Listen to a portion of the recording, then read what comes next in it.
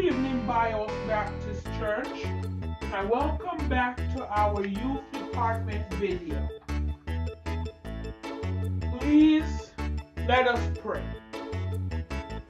Father, in the name of Jesus, thank you for the time that you have given us. Lord, have your way. Be within our spirits and be within our hearts. Open up our heart, our mind, our spirit, and our soul, that we will receive your perfect wisdom. In the name of Jesus we pray. Amen. So today's lesson will be coming out of the book of Genesis, chapter 1 through 13. The first days of creation. So how many of you know, or need to know how the earth was started? Well, there's already a video on the God's Book of Life office about the creation of the earth. But I thought we would just go over it again in our adult and youth classes. So let's get started.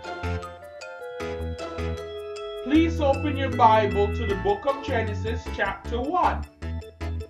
Thank you. In the beginning, God created the heaven and the earth. And the earth was without form and void, and darkness was upon the face of the deep. And the Spirit of God moved upon the face of the waters.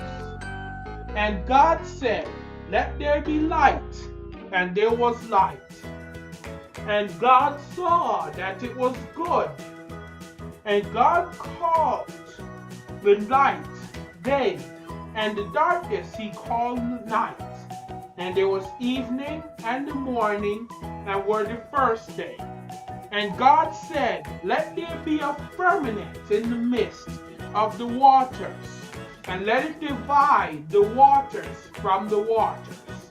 And God created the firmament, and there divided the waters which were under the firmament from the waters which were above the firmament, and it was so. And God called the firmament heaven, and it was the evening and the morning, and were the second day. And God said, "Let the waters under the heaven be gathered to one place, and let dry land appear." And it was so. And God called the dry land earth, and the gathering together of the waters he called seas. And God saw that it was good. And God said, "Let the earth bring forth grass, and herb yielding seed, that the fruit tree yielding fruit after his kind, whose seed is in itself upon the earth." And it was so. And the earth brought forth grass and herb, yielding seed after his kind, and the tree yielding fruit, whose seed was in itself, and after his kind. God saw that it was good. And the evening and the morning, and it was the third day. Amen. So now, let us continue.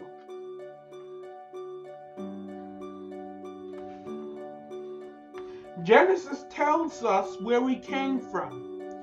It is not a book of science, but when it says that everything we see came from the creative hand of God, we can believe what it says.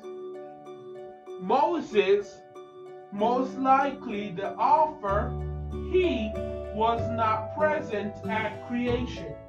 So God was the source of the information of the book of Genesis. Unfortunately, not everyone believes the Bible. Many people see it as a book of religious myths and legends that tell the traditions of Jewish people. Therefore, when the Bible says that God is the creator, many people do not believe what it says. So people who do not believe the Bible and do not believe in a creator, God had to come up with an alternate explanation for the origin of the universe and life.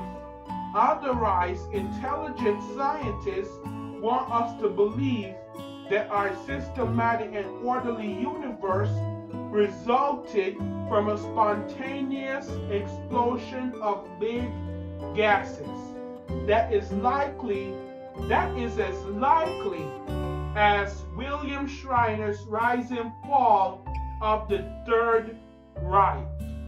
An exhaustive work and containing 1,245 pages resulting from an explosion in a print shop.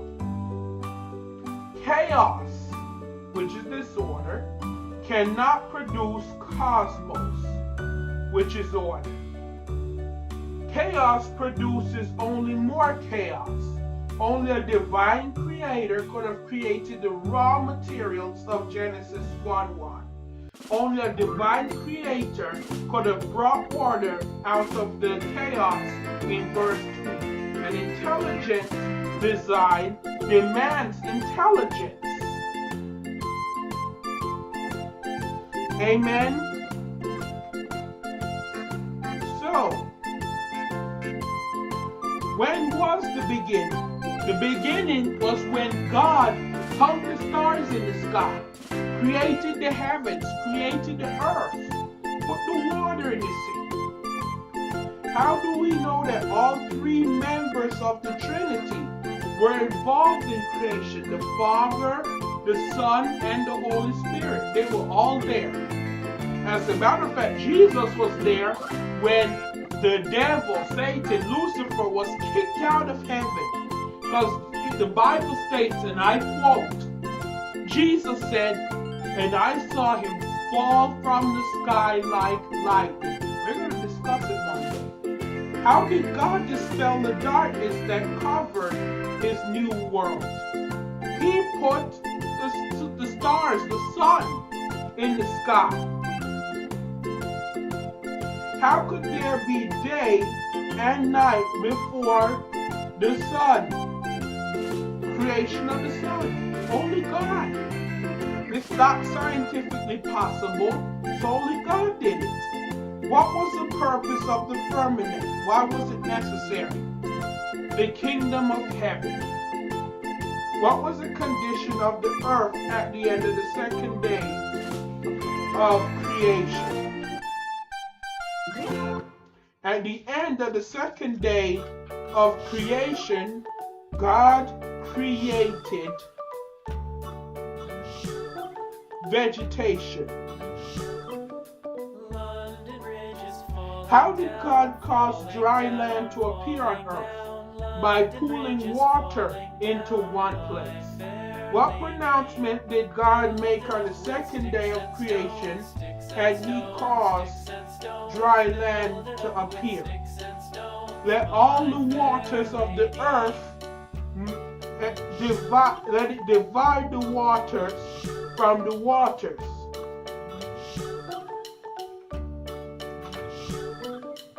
And what is the special significance of the fact that God caused vegetation to reproduce after its kind?